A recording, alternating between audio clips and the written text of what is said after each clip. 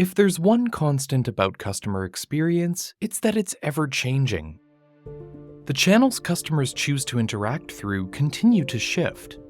26% of CX leaders surveyed for the 2024 CX Leaders Trends and Insights report by Execs in the Know, in partnership with TELUS International, indicated online chat saw the largest increase in volume over the past 12 months, while 41% reported phone calls as having the largest decrease in volume.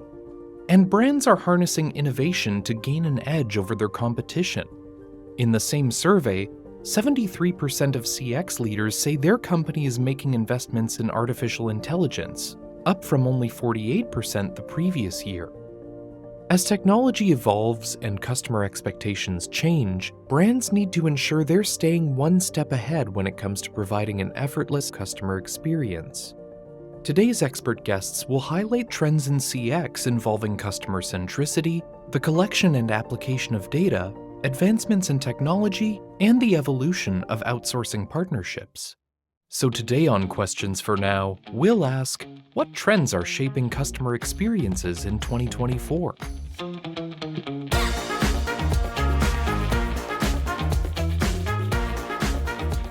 Welcome to Questions for Now, a podcast from TELUS International where we ask today's big questions in digital customer experience. I'm Robert Zirk. So what's the current buzz among customer experience leaders? The first trending topic is that brands are prioritizing customer centricity, according to Annette Franz. She's the founder and CEO of CX Journey Inc., a strategy consulting firm that works with clients around the world, helping them create and deliver customer-centric experiences.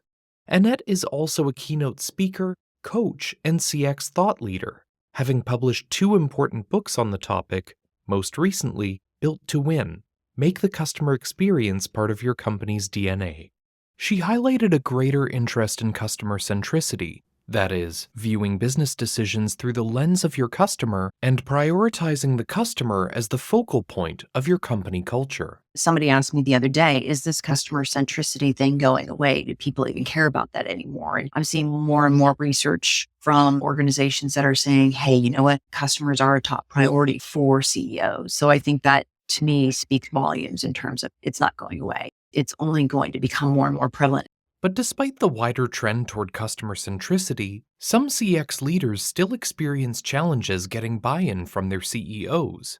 Annette cited a Gartner report of CEO priorities, in which only 6% of CEOs identified customers as a priority for their organization, placing customers near the bottom. And yet the number one priority for the CEOs was growth. And I thought, wow, how do you get growth without customers? And I think the bigger problem is there are still too many people who don't make that connection. I think this needs to be a focus. And I think the language that gets used around it is sometimes fuzzy, but in the end, it all, equates to the same thing, that the customer needs to be at the heart of the business. It starts by recognizing that every level of the organization plays a role in delivering a high-quality customer experience. When I talk about the definition of customer experience, what it is and what it isn't, I always say it's not just what's happening at the front line. Every employee impacts the customer experience, whether they see it or not. If you're not talking to a customer directly, you're working with somebody or supporting somebody who is, right? So I think that's an important clarification or distinction to make for folks. To foster a more customer-centric organization, Annette says that CX leaders need to build bridges with leaders throughout the organization. For example, collaborating with marketing leaders can result in more specific, targeted messaging and campaigns for your target audience. And conversations with engineering teams can inform fixes, roadmaps, and enhancements based on customer feedback. Annette shared some best practices for CX leaders as they look to find common ground with leaders in other departments. Understand their pain points and the problems that they're trying to solve. Speak their language, right? And translate the work that you're doing into what it means for them and their objectives. But you also have to have the right culture in order for that to happen. Like I said, a customer-centric culture is one where it's data-driven, it's collaborative, where we're all working together with the customer at the heart of everything that we do. It has to be the foundation of everything that we're trying to do here. And I think that prioritization really is a matter of knowing about everything else that's going on in the organization and recognizing that it's all about the customer. I constantly hear about there are competing priorities. And I say, what can possibly compete with the customer? If you don't have customers, you don't have a business. If you're creating a product, who are you creating it for? So absolutely, you've got to bring the customer into that product design and into those discussions, right? If you're making decisions about processes and about where to take the business, you've absolutely got to bring the customer into that and consider how it's going to impact the customer as you're doing that work. In addition to the relationships you build with leaders across departments, Annette highlighted cross-functional committees as a way to ensure that prioritizing the customer experience becomes part of your company culture. One of them is customer experience champions. The other one is a culture committee, that customer experience champions that make sure that we have a good understanding of what customers' problems are. They have insights about the customer. There's this conduit between the core customer experience team and their organizations, right? And making sure that information is flowing freely between those two and then around with all the other departments in that cross-functional committee. So basically everybody knows what everybody else is doing, what's going on. They can understand if there's an issue over in customer service, product needs to know about it. And those conversations are happening. It just facilitates teamwork across the organization, that sharing, that collaboration. Same thing with the culture committee, right? They are charged with being the conduit between the head of culture and the head of CX and their cross-functional departments, and really facilitating that grassroots groundswell of, we put the customer at the heart of everything that we do. Here's how we do it. Here are some other activities that we're going to do to ensure that we live and breathe this every day. Another way to increase customer centricity is to prioritize personalization. And Annette notes that before you can effectively personalize the customer experience, you have to start with voice of the customer research. I think the big thing around personalization from the customer perspective is that it's not just about Dear Annette or Hello Annette. And it's not just about product recommendations. It goes deeper and it goes to being where I am and knowing where I am in the journey and getting the right content or the right message or the right information to me at the right time. As you streamline the overall customer experience, the data you collect can help you better understand how customers feel about your brand and the root causes for why they feel that way. And that leads us to the next trend. Brands are turning to data-driven CX to adapt to evolving customer expectations. Kory Laszewski is a vice president of global sales at TELUS International. He regularly has conversations with the leaders of some of the world's largest and most disruptive brands within a wide range of industries. What he's seeing lately is a lot of excitement around post-pandemic recovery, particularly in industries like travel and hospitality, retail, and financial services that were heavily impacted. But businesses are also concerned that they won't be able to keep up with the demands as customers start to engage again in new ways and at different paces. We're seeing a lot of questions and a lot of concerns about, how do I forecast accurately in this new environment? And how am I ensuring that I'm capturing all of the mediums and the technologies that my customers want us to communicate with them over? It's, how do we focus on the customer? How do we identify and break down where those trends are within each customer segment based on a lot of different factors? In the 2024 CX Leaders Trends and Insights report from Execs in the Know, in partnership with TELUS International, 1 in 4 CX leaders identified gathering and utilizing customer feedback as the most important area to invest in to improve the customer experience. But while 84% of CX leaders are using surveys to get a sense of customer sentiment, less than half are leveraging other channels to gather other, indirect forms of feedback. Annette highlighted different opportunities for brands to understand how customers perceive their experiences. As I wrote in my first book, there really are 3 ways to understand the customer. And those are 3 data-heavy activities and things that we can do, right? So the first one is listen, and that's feedback, both solicited and unsolicited, right? It's both things we ask for and things that customers just want to tell us. And so it might be surveys, it might be interviews, it might be social media, it might be feedback forms, it might be suggestion cards, it might be a conversation with an employee. But there are also what I call breadcrumbs of data that customers leave behind as they interact and transact with the brand. And I think that's such an important part of the data that you're going to use. And when you marry that data, that attitude, behavior, what's happening today versus how they feel about what happened in the past, you have such a robust analysis and really can create those predictive and prescriptive insights to deliver a better experience for the future. The second of 3 ways is characterize. It's to interview customers, talk to customers, really understand their needs, their pain points, the problem they're trying to solve, and develop personas and use those personas throughout the organization to design products, to design your marketing, to design the experience, et cetera. And then the third way is empathize, which is all about creating journey maps with your customers. Map the customer journey, identify what they're doing from point A to point B, what they're doing, thinking, and feeling. Bring that data in and bring data into that journey map as well to really create this robust image of what's happening. And then also creating the service blueprint, which is what's happening behind the scenes, the people, the tools, the systems, the processes that are supporting, facilitating, and creating that experience for the customer. All of those are huge data sources, and CX leaders need to use all of these different ways to really get a solid understanding of the customer, of the experience today, of customers' expectations, and using that to design the experience going forward. Through that 3-step framework of listen, characterize, and empathize, leaders can gain a better understanding of what customers are experiencing, what they're expecting, and how to design the experience so that the two previous points align. I asked Annette whether she's seeing that the data is being collected but not properly leveraged, or whether leaders need to find more ways to find the most relevant data points. It is definitely a little bit of both. But a lot of times folks are doing this work and it's just checking a box, or they haven't gotten the executive commitment to take what they learn and go and do something with it. I think that's a huge piece. Or the culture just isn't there. If you're operating in a customer-centric culture, it's a data-driven culture, it's a collaborative culture, it's one that puts the customer at the heart of the business, and you get this feedback and you're going to analyze it, share it, get it to people who need to act on it. In the 2024 CX Leaders Trends and Insights report, 1 in 5 leaders say their organization is not using their program data as effectively as they could be.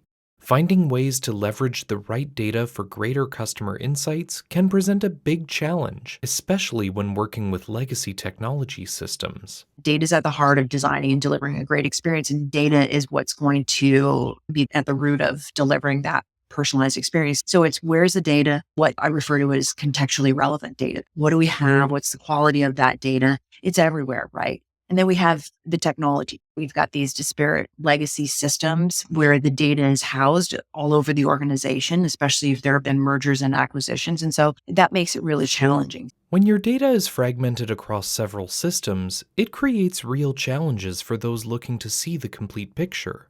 More than a third of CX leaders surveyed in the Execs in the Know report said legacy systems, processes, and tools were their biggest challenge for their CX operations. And that's an ongoing issue that Annette continues to see among the organizations she's worked with. I've seen it over the years. I've seen it especially over the last 20 years, but I'm still seeing it more today than I would like to see. But I think it's also a matter of it takes a lot to update those systems, and especially in large organizations and organizations where there have been multiple mergers and acquisitions, and now you're bringing all of these disparate systems together. So it absolutely is a focus for organizations today because they know you can't personalize, you can't orchestrate the journey, you can't do all of these things with the data all over the place. And so I think that's one of the positive things that I'm seeing right now is that more and more organizations are spending their IT and tech money on bringing in those types of platforms so that they can use the data to do the right thing. Kory highlighted the importance of assessing your CX program data across every channel where customers interact, not just the primary one. A lot of our clients, again, these are very large organizations globally. There's a lot of legacy systems that are still out there in the world today and that our clients are having significant challenges with because the investment in those technologies have been so great that it's very difficult for them to just lift and shift those to newer technologies. I think we're helping a lot of our clients take those technologies and move them into a cloud-based environment. But we also have full stack development resources that can go in and actually help them build and augment those technologies. When you effectively use data to generate insights and inform your CX strategy, you can better identify what about your customer experience that is or isn't working. Taking the data that we're collecting about what is actually creating that positive experience, and then aligning that with the actual customer surveys that are coming back that says, okay, this was a positive experience. And this is corroborated by the fact that this customer submitted a survey that said, this was a great experience for me. And so being able to take all of that data and bring it back to our customers in a format that allows them to be able to very easily see what those issues are, but also see what is a good call, what is a good interaction, And how does that translate into that customer survey back to them that corroborates this was a very positive interaction for me? And yes, we absolutely help significantly in terms of the strategy, but I think the vast majority of our clients are looking for us to be able to partner with them to provide the data back to them in a format that they can ingest it and say, here are the trends that we're seeing. Here's what good looks like. Here's what great looks like. And here's what maybe not so good looks like. So that's going to now allow them to be able to create their strategy of here's the direction that we want to take as an organization to ensure that we are differentiating our brand by the experience that we deliver to our customer. It would come as no surprise that our guests identified customer-facing and agent-facing AI as another major trend for 2024. More than half of leaders surveyed by execs in the know say their organizations have invested in customer-facing and agent-facing AI solutions. And according to an Everest Group survey supported by TELUS International, 55% of leaders say their organizations are considering investing at least $1 million in generative AI solutions over the next 12 to 18 months. Kory mentioned that the majority of clients he works with have been deploying AI over the past 5 to 6 years. And while there's a lot of discourse around the way AI, and particularly generative AI, will change how businesses support their customers, Kory notes that it takes time for organizations to fully embrace emerging technologies. Even going back 10 years ago with speech applications in the IVR world and such, there was a hype cycle that certainly said, oh, this is going to definitely change the industry. We want to make sure that we're prepared for it. But at the same time, we're not seeing as much as we thought it was when we first got introduced to generative AI. I think a lot of our clients, they're taking a very cautious approach, given some of the challenges and security concerns with Gen AI in terms of the hallucinations and providing information that may not necessarily be completely accurate or making up answers that may not necessarily exist. We've been helping a lot of our clients with what those guardrails look like. So putting in the guardrails around those large language models to ensure that not only are we providing answers, but we're providing answers that are accurate and sound. Kory highlighted that he's seeing more clients implement agent-facing AI, and that the trend of technology-augmented agents will continue to grow into the future. They are going to have access to information significantly faster. They're going to be able to provide responses, proactive responses using technology to help augment the decisions that they're making real time throughout a call. I almost think about it as an Iron Man type of a scenario where agents are literally going to have a Jarvis, a digital assistant that's on their screen, that's listening to the conversation in real time, giving them examples or advice, pulling information proactively from clients' databases to be able to provide a response back in real time to a customer. On the agent assist side of AI technology, Kory spoke about how live language translation using voice will change how customer experience is delivered. This is probably one of the most exciting things that I've certainly seen as I've gone through this industry, and I've been doing this now for 25 years. It's the culmination of multiple technologies, right? So you've got speech to text technology, then you've got your language or text translation technology, and then you've got the text to speech technology.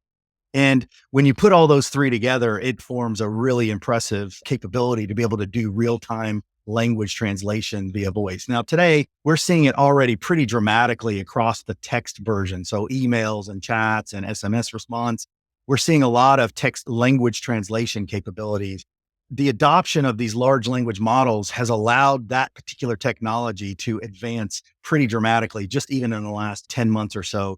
Historically, language translation capabilities were very good and they've gotten better slowly over the last 5 years, but there's still some inadequacies in picking up things like sarcasm and such that now using large language models and being able to produce large amounts of data through these systems in a very short period of time, it allows the machines to now understand where there's a little bit more context beyond just what was the sentence or the paragraph that was surrounding each phrase. Right. So I think we're seeing that the technology has expanded exponentially. We're seeing a lot of clients, especially in Europe, where there's a requirement in a lot of cases to support anywhere from 7 to 15, 16 languages within a single hub center.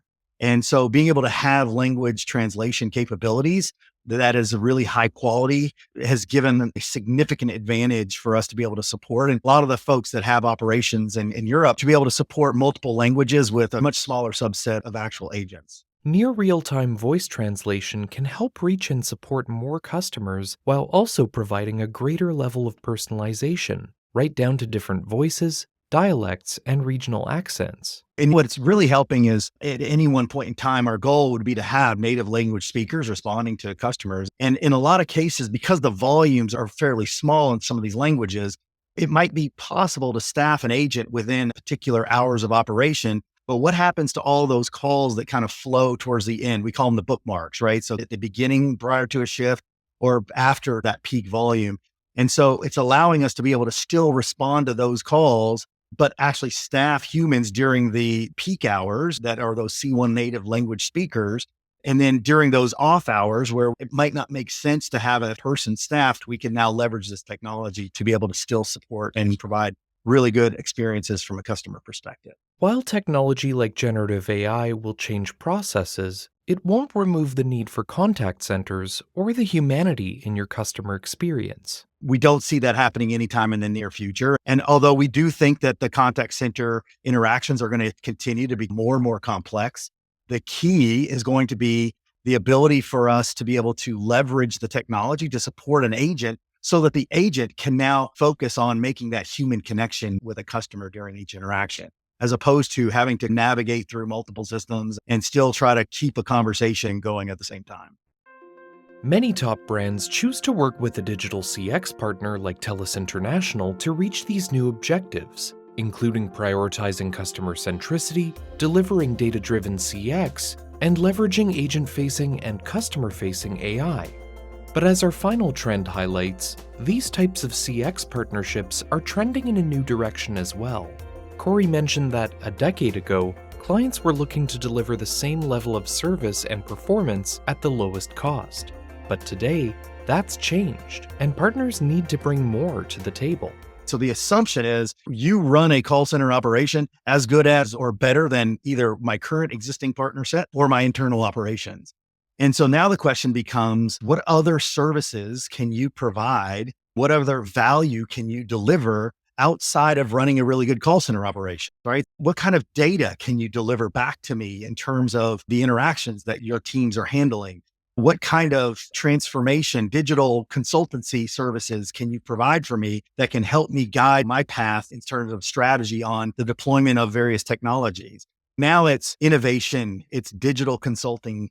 We've been doing a lot of customer journey mapping to understand where that process flows within a client's environment, where their customers are interacting with their brands, and where live agents and technology are interacting to ensure that interaction happens seamlessly and smoothly. The questions brands need to ask are less about how do we respond to customer inquiries and more about how can we create value by optimizing the customer experience. We had a client, a large technology and communications client, and they had a challenge each month because their billing system would send out an invoice. The customer might cancel a particular account, and through the month, they pay their account. But at the end of the month, their billing system would still send out a bill to that customer. It would say zero amount owed, but it would still send the bill at the end of the month because it would automatically process that customer as a customer. And of course, hundreds of thousands of these invoices were sent out every single month, and hundreds of thousands of phone calls were generated by those customers that said, oh, hold on a second, I canceled this. Why am I still getting an invoice? And so our customer came to us along with several other their partners and said, help us handle these hundreds of thousands of calls. Is there a way for you to divert them into an IVR? Is there a way to create some sort of a self-service tool or to communicate with those customers if you are calling about a particular invoice? So everyone thought through it, and we came back to them and said, the challenge is not how do we handle these calls? The challenge is how do we provide a solution for your billing platform so that it doesn't send out the invoice in the first place? And so we were able to actually work them through. We happen to have quite a few application development resources familiar with their billing platform. And we said, let us write an automation capability within your billing platform to identify invoices from customers who had canceled, who have a zero bill, and pull those out of the queue so they don't get sent out in the first place.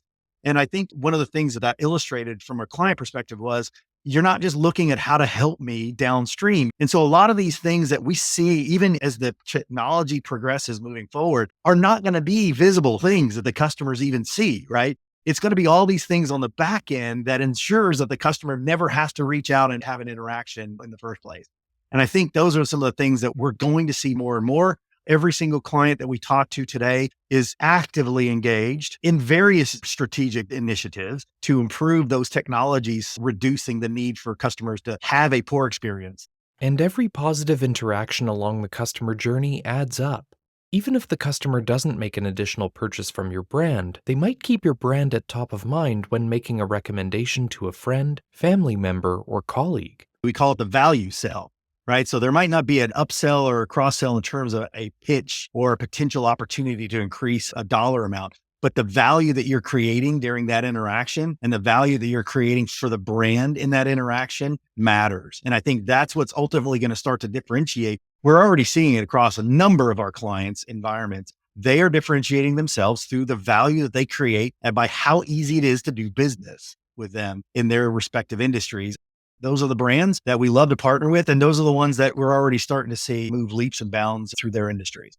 As we wrapped up our discussion on trends, I asked Annette how soon she thought this podcast episode would be out of date, and she brought up an important distinction to remember. For the last 20 years, we've been talking about technology and how it's impacting or influencing the customer experience. I think it's important to note that technology is not the experience either, right? It's a tool that supports and facilitates or helps to create the experience, but it's not the experience itself. And it's also one of the reasons that I talk about some of the basics, right? While we talk about AI and technology, shiny object kind of thing over here, I still like to talk about, hey, remember the culture, remember the employees and the employee experience, and remember those kinds of things, because that's not going away either. Those are the foundational elements, the basics that always have to be in place if you're going to do anything mightier than what we're doing today. And the shiny objects won't be successful unless you have those foundational elements in place either. So you have to remember that there's people involved. And so you need to view how you're going to use the technology through that lens. Thank you so much to Kory Laszewski and Annette Franz for joining me and sharing their insights today. And thank you for listening to Questions for Now, a TELUS International podcast. If you'd like to dive deeper into some of the trends we spoke about today, you can download the 2024 CX Leaders Trends and Insights report from our website at telusinternational.com/insights. You can find a direct link, along with links to some other great resources, in the description of this episode as well. And if you'd like to explore more big questions that are trending in the world of digital customer experience, be sure to follow Questions for Now on your podcast player of choice, and make sure you're getting notifications every time there's a new episode. I'm Robert Zirk, and until next time, that's all for now.